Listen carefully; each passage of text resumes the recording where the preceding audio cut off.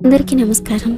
ఎక్కువ మసాలాలు లేకుండా చక్కని క్రీమీ టెక్స్చర్తో ఫ్లేవర్ఫుల్గా అరోమేటిక్గా ఉండే ఈ కొబ్బరి అన్నం కోసం ముందుగా కావాల్సిన పదార్థాలు. వీడియో స్టార్ట్ చేసే ముందు నాదొక చిన్న రిక్వెస్ట్ అండి. మనలో చాలామంది వీడియోని సబ్స్క్రైబ్ చేయకుండా చూస్తున్నారు. మీరు కనుక మన ఛానల్ సబ్స్క్రైబ్ చేస్తే అది నాకు చాలా సపోర్టివ్గా ఉంటుంది.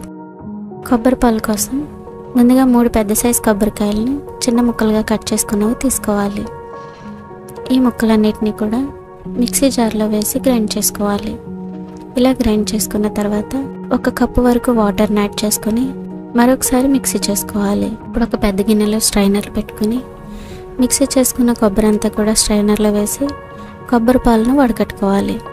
ఇలా రెడీ చేసి పెట్టుకున్న కొబ్బరి పాలను పక్కన పెట్టుకోవాలి.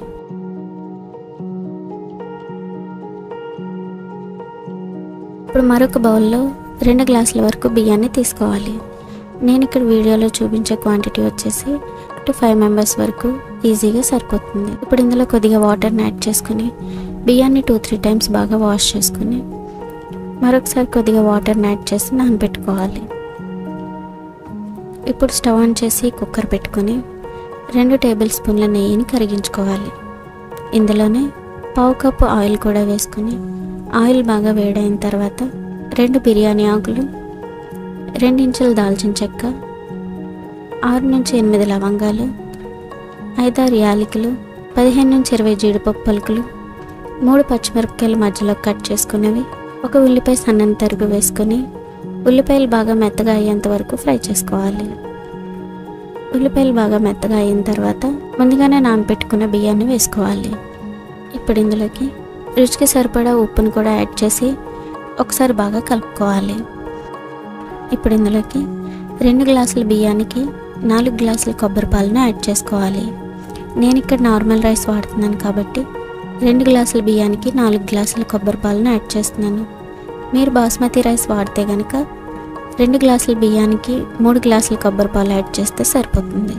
ఇప్పుడు మొత్తం అంతా కూడా ఒకసారి బాగా మిక్స్ చేసుకుని ఇదే స్టేజ్లో ఒకసారి సాల్ట్ అడ్జస్ట్ చేసుకుని మూత పెట్టి హై ఫ్లేమ్ మీద 3 విజిల్స్ వరకు రానివ్వాలి. అదే బాస్మతి రైస్కి అయితే హై ఫ్లేమ్ మీద 1 విజిల్ వస్తే సరిపోతుంది. ఈ కొబ్బరి అన్నాన్ని spicy non veg curries or veg కర్రీస్తో సర్వ్ చేసుకుంటే చాలా బాగుంటుంది. ఎంతో సింపుల్ అండ్ టేస్టీగా ప్రిపేర్ చేసుకుని ఈ కొబ్బరి అన్నం రెసిపీ కనుక మీకు నచ్చితే వీడియోని లైక్ చేయడం మర్చిపోవద్దు. మరిన్ని సింపుల్ అండ్ టేస్టీ రెసిపీస్ కోసం మన ఛానల్కి సబ్స్క్రైబ్ చేయండి. Thanks for watching.